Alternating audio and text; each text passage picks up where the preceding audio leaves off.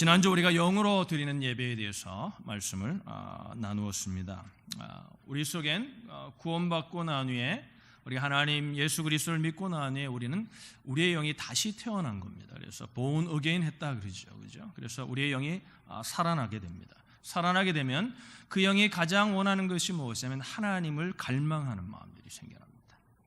하나님을 예배하는 것, 우리의 영이 하나님을 예배하는 건 너무나 자연스러운 것이고 우리가 영이 예배하는 시간을 기다리고 사모하는 것은 너무나 자연스러운 것입니다. 그래서 영으로 예배하는 자는 환경의 영향을 받지 않는다 그랬습니다. 조금 음악이 불편하고 조금 환경이 어수선해도 영으로 예배하는 자는 그 속에서 여전히 예배하는 생활들이 가능합니다. 그렇게 예배할 때 우리가 우리의 영이 깨어나서 영으로 하나님을 찬양하고 정말 경배하고 예배하게 될 때 우리가 손을 드는 육신의 행동이나 어떤 감정의 이런 것들은 결과물로 나타나는 것들입니다. 그것이 어떤 사람들이 이렇게 얘기합니다. 어떤 감정의 결과가 오고 뭔가 자기가 만족한 예배를 드리면 그것이 온전한 예배를 드렸다고 생각하는 분들이 있습니다. 그렇지 않습니다. 여전히 내가 감정으로는 터치를 받았음에도 불구하고 영적인 예배가 드려지지 않을 수도 있다는 것입니다. 참된 영적인 예배를 드리고 나면 성령의 임재하심, 하나님의 임재하심을 우리가 경험하게 된다는 거죠. 여러분, 사람마다 다 다른 각각의 사랑의 언어가 다르다고 합니다. 부부들이 결혼해가지고 왜 싸우냐면 서로가 사랑하지 않아서 싸우는 경우도 있지만 대부분은 사랑해서 결혼해서 사랑하는데도 싸우는 이유가 뭐냐면 각각의 자기 배우자의 사랑의 언어를 이해하지 못하기 때문이라고 합니다. 여러분, 어떤 사람은 칭찬이 사랑의 언어입니다. 저 같은 경우에는 저희 아내가 저를 칭찬해 주면 저는 아내가 저를 사랑하는 것을 느낍니다. 또 저희 아내 같은 경우에는 그냥 사랑해가 아니라 제가 늘 얘기하죠. 백큐미라도 해주고 차라도 깨끗하게 닦아주고 뭔가 정말 사랑을 그러면서 사랑한다 그러면 사랑을 느끼게 되는 겁니다. 사랑의 언어가 다 다른 거죠. 그러나 한 가지의 사랑의 언어만 있는 것이 아니라 여러 다양한 사랑의 언어가 있는데 그 중에서도 그 사람이 느끼는 사랑의 언어가 독특한 사랑의 언어가 특별한 사랑의 언어가 있다는 거죠. 여러분, 우리가 하나님을 사랑하죠. 그런데 여러분, 하나님을 정말 사랑하고 하나님과 동행하는 삶을 살려면은 하나님이 무엇을 좋아하시는지 하나님의 사랑의 언어를 우리가 이해할 필요가 있습니다. 그 사랑의 언어 중에 하나가 뭐냐면 하나님을 예배하는 건데 영과 진리로 예배하는 것입니다. 오늘 이 아침에 이런 예배가 있기를 주님의 이름으로 축복합니다. 축복합니다. 이 아침에도 우리의 영은 예배하기를 원하는 거죠. 그죠? 그러니까 참으로 성경적인 예배는 화려한 쇼가 아닙니다.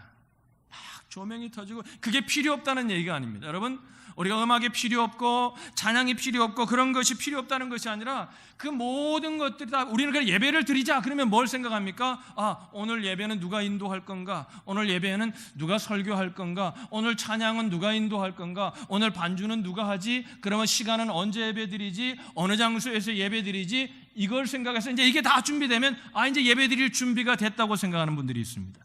여러분, 이분들은 영적인 예배를 모르는 분들입니다.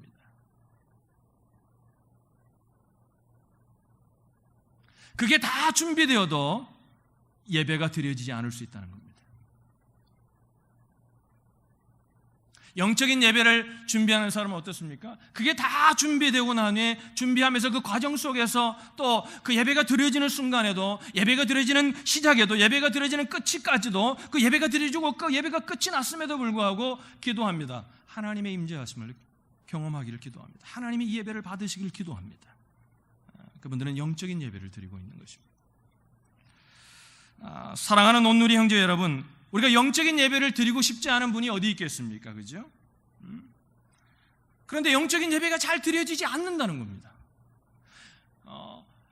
어떻게 예배 드려야 되죠? 그러면 이렇게 물어요. 영과 진리로 예배 드려야 됩니다. 다 얘기합니다. 우리 앞에 분에게 한번 이렇게 다시 한번 리마인드 시켜드릴까요? 예배는 영과 진리로 드려야 합니다. 좌우분들에게 좀 얘기하세요. 영과 진리로 예배 드려야 됩니다. 그런데 영과 진리로 예배 드려야 됩니다 하고 얘기하고 하면서도 영으로 드리는 예배, 진리로 드리는 예배가 무엇이냐고 물으면 잘 모릅니다. 그게 현실입니다. 여러분, 영적인 예배를 드리고 싶지 않은 분이 어디 있겠습니까? 그런데 여러분, 영적인 예배를 드리려면 중요한 내용이 있는데 진리를 붙들어야 한다는 것입니다. 영으로 예배 드리려면 진리가 그 예배 가운데 있는 내가 정말 진리를 붙들고 드리는 예배인지를 자신을 돌아보고 계속해서 점검할 필요가 있다는 거죠. 여러분, 예수님은 이렇게 말합니다. 하나님께서 마지막 때에 예배할 자들을 찾으시는데 그 예배하는 자들이 어떻게 예배하는 자들을 찾으냐면 영과 진리로 예배하는 자들을 찾으신다. 그러니까 영은 우리가 어떤 것이 지난주에 배웠잖아요. 영이 내 속에 있는 영이 정말 하나님을 사모하며, 그죠? 하나님을 경배하기 원하며, 그래서 그 영이 드리는 예배를 드려야 한다는 거죠. 그런데 여러분, 그 영적인 예배를 드리려고 해도 잘 드려지지 않는다는 데 어려움이 있어요. 그것이 왜 그러냐면 진리를 붙들고 드리는 예배가 아니기 때문에 그렇습니다. 그러면 무엇이 진리일까요? 오늘 성경이 말하는, 예수님께 말하는 진리가 뭘까요? 목사님, 진리가 뭐겠어요? 성경 말씀이죠. 맞아요, 성경 말씀이에요. 그러면 이 성경이 무엇을 말하고 있는 걸까요? 무엇을 말하고 있는 걸까요? 여러분, 주님은 이렇게 말합니다. 내가 곧 길이요 진리요 생명이라고 말합니다. 주님이 바로 생명이고 길이고 진리입니다. 성경이 무엇을 말하고 있냐면은, 우리가 이렇게 아담과 하와가 에덴 동산에서 하나님이 정말 살살 주는데 아담과 하와가 뱀의 교육에 넘어서 빠져서 죄악에 빠지게 되오죠. 에덴 동산에 쫓겨나고 하나님과의 관계가 파괴되었습니다. 그래서 예수 그리스도가 이 땅에 오셔야만 됐던 것이죠. 그래서 구약은 오실 예수 그리스도, 메시아에 관한 얘기를 하고 있는 거고, 신약은 뭐에 그 오신 예수 그리스도가 무엇을 했는지, 그리고 다시 오실 예수 그리스도가 왜 오셔야 되는지에 관한 얘기를 성경이 하고 있는 것입니다. 진리로 예배를 드린다는 건 뭐냐면요, 여러분, 이 예수 그리스도, 내가 정말 죄인이라서 하나님 앞에 나아갈 수 없는 죄인이었는데 예수 그리스도가 나를 위해 죽으심으로, 그분이 다시 3일 만에 부활하심으로 그분이 메시아임을 증거하셔서 우리가 그 예수 그리스도의 공로를 의지하여 드리는 예배, 이것이 복음을 붙들고 드리는 예배, 이것이 바로 진리로 드리는 예배라는 것입니다. 많은 분들이 이렇게 얘기해요. 삶으로 예배를 드려야 됩니다. 맞는 얘기예요. 틀린 얘기예요. 그러나 그분들이 빠지는 사람들이 삶으로 예배를 드려야 된다 그러니까 그저 열심히 하나님 말씀대로 살아가지고 열심히 착하게 남을 도우며 살아가지고 그리고 나와서 한 주간 살다가 돌아와서 드리는 예배를, 그렇게 예배를 드려야 참된 예배를 드린다고 생각해요. 아니에요, 여러분. 그 삶이 무엇을 통하여 이루어져야 되냐면 예수 그리스도의 공로로, 나는 이런 사랑이 없음에도 불구하고 주님의 은혜를 받아 내가 이 사랑을 전하는 자가 되었고, 그 사랑 때문에 살아온 삶을 가지고 예수 그리스도의 복음을 붙들고 산 삶을 가지고 드릴 때 오늘 이 드리는 예배가 진정한 진리를 붙들고 드리는 예배가 된답니다.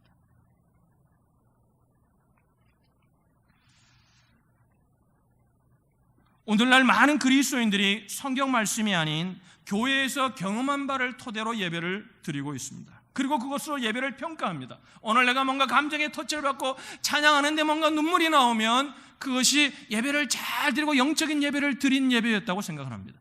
여러분, 그렇지 않습니다. 여러분, 아무런 방해가 있고 다 방해를 해도요, 여전히 우리는 영과 진리로 그곳에도 예배 드릴 수 있습니다. 믿으시면 아멘. 그죠? 그래서 뭔가 교회에서 체험과 경험이 필요 없다는 말이 아니라, 여러분, 예배 가운데는 터치가 있습니다. 성령님이 임재하시니까 성령님의 그 사랑을 느끼게 되고 하나님의 터치를 받으면 여러분 힘이 생기고 없던 의욕이 생기고, 그죠? 낙심한 자가 다시 힘이 생기고, 그죠? 예배 드리고 싶지 않았던 내가 예배 드리는 마음이 생기고, 많은 일들이 일어납니다. 그러나 여러분, 그것 체험과 경험의 바탕을 두고 예배를 평가해서는 안 된다는 것입니다. 체험을 너무 의지하다가 체험이 없어지면 어떻게 됩니까? 그러면 예배를 드리지 못하게 되는 거예요. 진리를 붙들어야 돼요. 예수 그리스도의 공로를 붙들고 예배를 드려야 됩니다. 할렐루야, 할렐루야.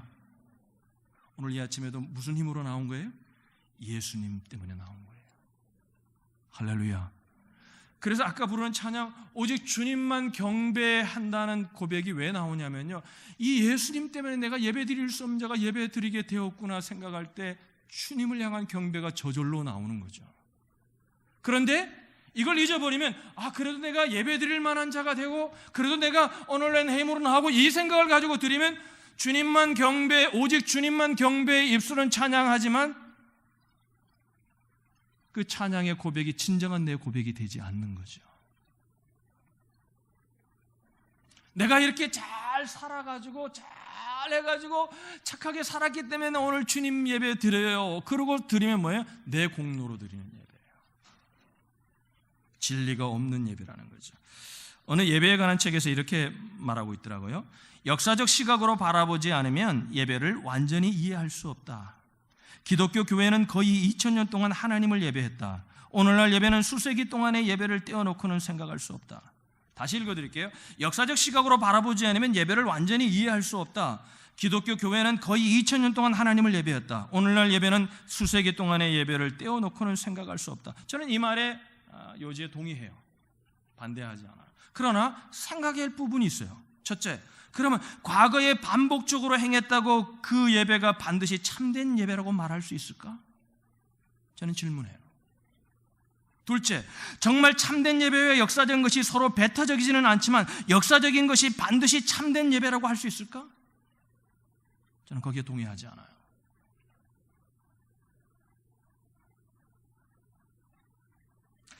아무리 역사적인 전통이 있는 예배를 드린다 할지라도 예수 그리스도만을 의지하여 나가는 진리가 없으면 예배가 아니에요.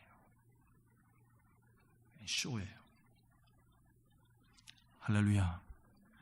교회 오면 대표교도 하는 분들이나 나오는 분들이 목사님도 우리는 죄인입니다. 죄인입니다. 그게 그냥 말하는 게 아니에요.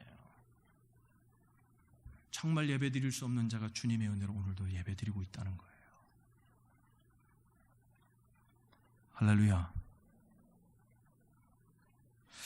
우리가 이제 예배 드리고 난 후에 이렇게 찬양을 할 거거든요. 왕이신 나의 하나님. 우리 한번 이 찬양 한번 해볼까요? 자, 한번 해봅시다. 왕이신 나의 하나님. 우리 앉아가지고 찬양을 해보죠. 한번 찬양해 보겠습니다. 왕이신 나의 하나님, 내가 주를 높이고 영원히 주의 이름을 송축하리이다.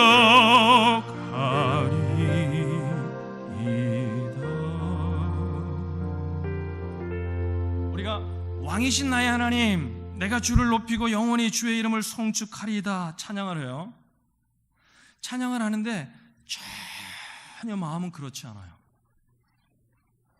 그럼 그 찬양이 아니라는 거예요.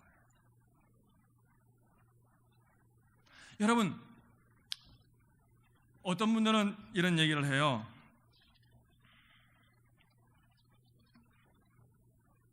전통. 그래서 어떤 분들이 다른 교회에서 이렇게 예배를 드리다가 이렇게 조용히 예배를 드리다가 좀 우리 교회는 좀 이렇게 좀 컨템포러리 스타일로 드리잖아요, 그죠? 이렇게 클래식과 전통이 좀 믹스되어 있어요. 한 중간쯤이에요. 우리는 완전한 그쪽도 아니고 완전한 그쪽도 아니고 우리는 좀 어정쩡한 쪽이에요. 어정쩡한 쪽이에요. 근데 여러분 보세요. 제가 왜 그런데 예배를 어떤 게는 컨템포러리 스타일을 바꿨다가 어떤 게 클래식으로 바꿨다가 어떤 게 중간으로 했다가 제가 이제 몇 년에 한 번씩 예배를 바꿉니다. 폼을 다 바꿔요. 왜 그러냐면 익숙해지는 것이 좋기도 하지만 익숙해지다면 그냥 뭐 마음이 없는 예배를 드려요. 우리가 첫 번째는 저를 위해서 그렇게 해요. 그리고 우리 성도들을 생각하면서 저는 예배를 바꿔요. 이제 좀 바꿀 때가 온 것 같아요. 왜냐면 우리가 이 폼으로 예배를 몇 년간 드렸어요. 바꿉니다. 자꾸. 그러니까 문화를 쫓자는 얘기가 아니라요. 뭐냐면 영과 진리로 드리는 예배를 드리기 위해서 자꾸 시도해 보는 거예요. 여러분 보세요. 한 20년 전만 해도요. 제가 얘기 드렸잖아요. 우리 교회도 오셨습니다는 다윗과 요나단, 그죠? 황무영 목사님 오셔서 우리가 두 번 찬양 집회도 했잖아요. 그 목사님이 처음에 찬양을 하고 할 때 복음 성가라 그랬죠, 그때, 그죠? 가스펠송을 할 때 교회들에서 기타를 치면요, 저거 딴따라라고, 저 마귀 들린 놈들이라고 쫓겨났어요.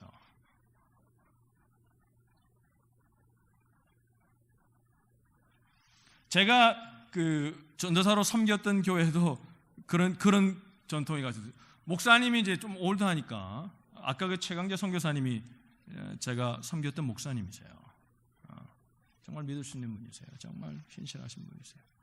은퇴하시고 난 후에 선교사로 또 가셨어요. 제 롤모델과 같으신 분입니다. 근데 그 목사님이 그렇게 외국을 다니셨는데도요, 이해를 못 하세요. 그 청년들이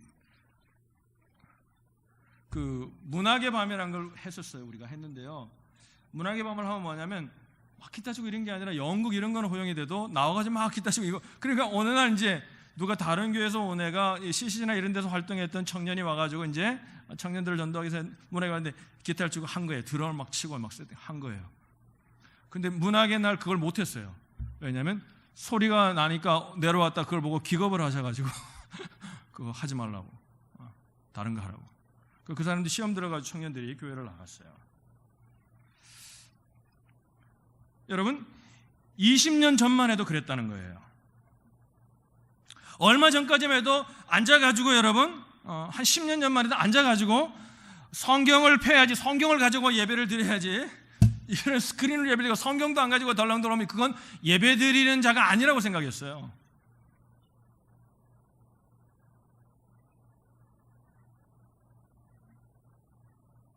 우리가 예배를 드리고 있으면서요, 정말 하나님만을 생각하고 진리만을 붙들고 예배를 드린다고 하면서도요, 여러분 우리를 잘 돌아보세요. 저도 그렇고요, 여러분도 그렇고요, 문화적인 편견과 전통을 지나치게 의지하고 의식하면서 예배를 드려요. 제 말을 오해하지 않았으면 좋겠어요. 그것이 필요 없다는 얘기를 하는 게 아니에요. 그걸 너무 의지하고 그걸 너무 의식하고 옆에 사람을 너무 의식하고 분위기를 너무 의식하고 그런 전통과 그런 어떤 그 교회의 스타일을 너무나 의지하다 보니까 뭐예요? 그 안에 있었던 영과 진리로 드려야 되는 예배를 잊어버린다는 거예요, 사람들이. 영과 진리로 예배 드리는 사람은 어떤 스타일의 예배 속에서도 예배를 드립니다. 할렐루야. 조금 처음에 어색해도 그 속에서도 하나님의 임재하심을 경험합니다.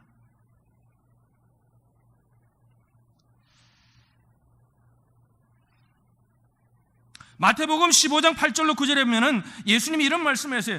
하나님의 말씀이 전통보다 중요하다고 생각하냐고 그들을 막 책망하는 얘기가 나와요. 그러면서 이렇게 말씀하세요. 이 백성이 입술로는 나를 공경하되 마음은 내게서 멀도다. 사람의 계명으로 그 교훈을 삼아 가르치니 나를 헛되이 경배하는도다. 그 밥 먹기 전에 손 씻는 결례 때문에 일어난 사건이에요.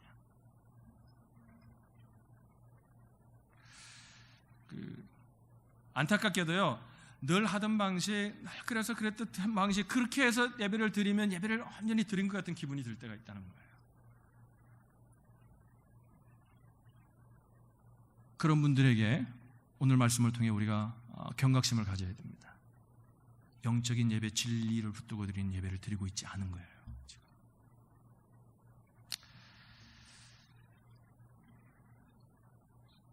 오순절 교회 가면요, 막 손뼉쳐요. 얼마나 열렬한. 여러분 흑인 교회 가보셨어요? 뭐 그냥 뜨거워요. AC를 틀어도 AC가 워킹을 안 해요. 왜? 워낙 뜨겁게 찬양해요. 그 사람들도 흥이 있잖아요, 그죠? 얼마나 뜨겁게 찬양하는지 몰라요. 오순절 교회 가면, 특히 오순절 교회 가면요. 그런데 여러분 손뼉을 치고 소리는 지르는데요, 무릎 꿇는 일은 드물어요. 보수적인 교회 가면요, 무릎을 꿇어요. 그런데 여러분 손뼉 치는 일은 또 아니에요.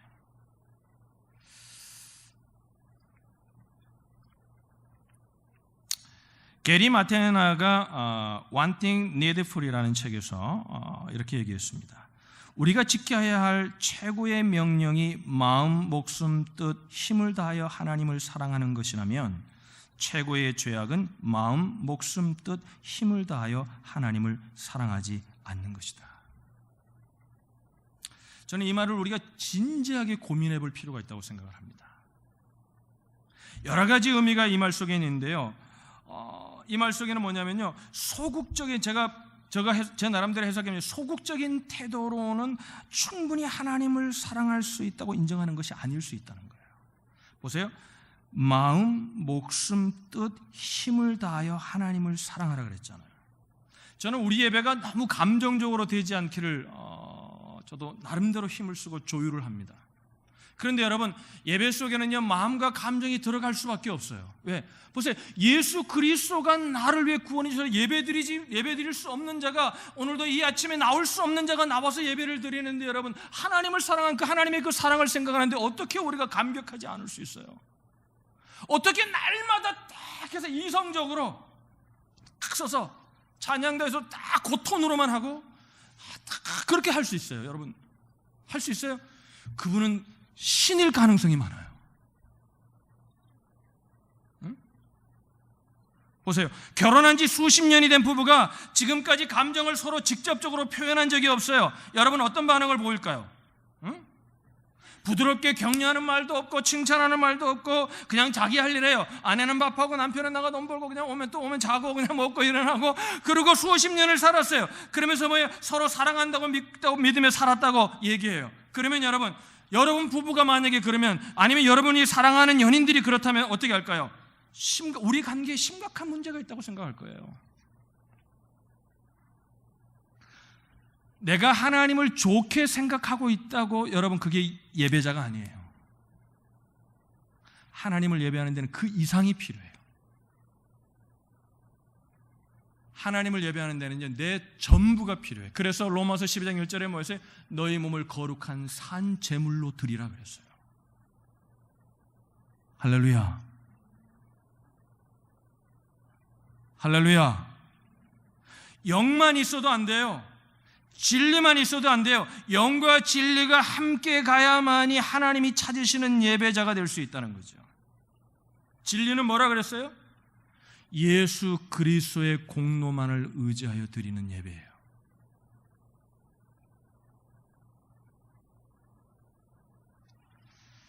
너무 여러분들이 경직되어 있으니까 제가 마지막 예화를 좀, 여러분 마음을 편안하게 할 수 있는 예화를 좀 드리겠습니다. 제 얘기를 좀 할게요. 아시는 분은 알지만 제 아내는 이렇게 꽃을 좋아합니다. 제가 어디 아웃 오브 타운 했다가 돌아오면서 며칠 만에 돌아와서 아내에게 꽃을 하나 사가지고, 예쁜 꽃을 하나 사 아내에게 딱 주어요. 그러면 저희 아내는 아마 그렇게 막, 이건 무슨 꽃이야? 이거 웬일이야? 이거 웬 거예요? 아마 이렇게 저한테 물을 거예요. 꽃을 잘 안 사주니까. 그죠? 물을 거예요. 그죠? 근데 제가 이렇게 얘기해요. 이건 내 의무인걸, 꽃을 꼭 가져와야만 할 것 같았어. 보세요. 여보, 무슨 꽃이에요? 너무 예뻐요. 웬 거예요? 꽃을 줘요. 이건 진리를 가지고 꽃을 줘야 되겠다, 줘야 된다는, 사랑하는 아내를 마음을 표현해야 된다는 진리를 붙든 거예요. 그죠? 진리, 관계 속에 진리를 붙든 거예요. 보세요. 근데 보세요. 내 의무인 것, 꽃을 꼭 가져와야 될 것 같아. 그럼 뭐예요? 마음이 없는 거예요. 영이 없는 거예요. 그 속에. 그럼 우리 집사람이 어떻게 할까요? 아마 저 구석에다가 꽃을 아무리 좋아해도, 그죠? 넣을 거예요. 자, 다시 생각해 보세요. 장면을 다시 우리가 생각해 보겠어요. 집에 돌아와 아내에게 꽃다발을 안겨요. 여보, 꽃이네요. 와, 좋아요. 이거 웬 거예요? 그때 제가 이렇게, 당신을 향한 내 사랑의 마음의 표현이야. 느끼해. 밥 먹기 전에 왜 이럴까?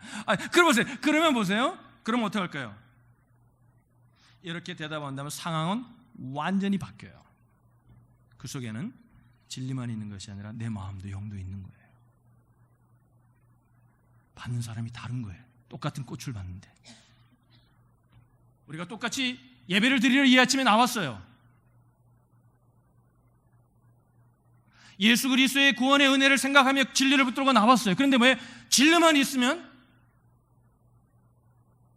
꽃을 줬어요. 진리가 있어요. 주님 앞에 나와야 되기에 나온 거예요. 예배 드려야 되기 때문에 나온 거예요. 아침에 일어나기 힘든데 일어나 나왔어요. 공부가 바쁘고 정말 학교 캠프 생활이 너무나 바쁘고 이제 학기가 시작해서 바쁜데 그래도 일어나 나왔어요. 늦게까지 어제 공부하다가 늦게 잤는데 아침에 일어나 나왔어요. 좋은 거예요. 예배해야 되겠다는 그 예배자의 마음을 가지고 나온 거예요. 근데 보세요. 영이 없어요. 그 속에. 그럼 뭐예요? 예배가 아니라는 거예요.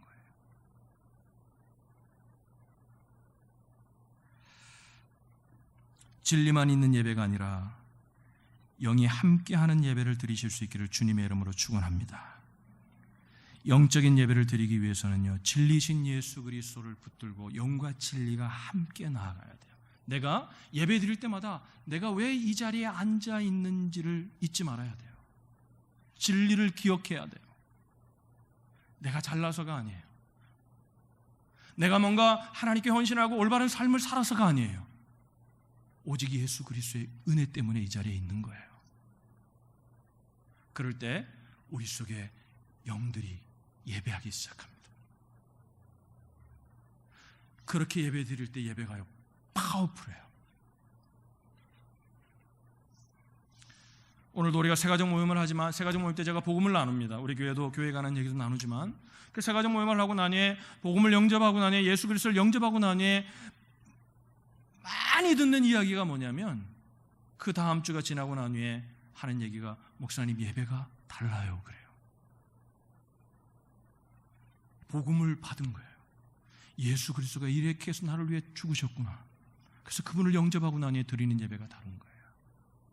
사랑하는 온누리 지체 여러분, 영과 진리로 드리는 예배를 드리기를 주님의 이름으로 축원합니다.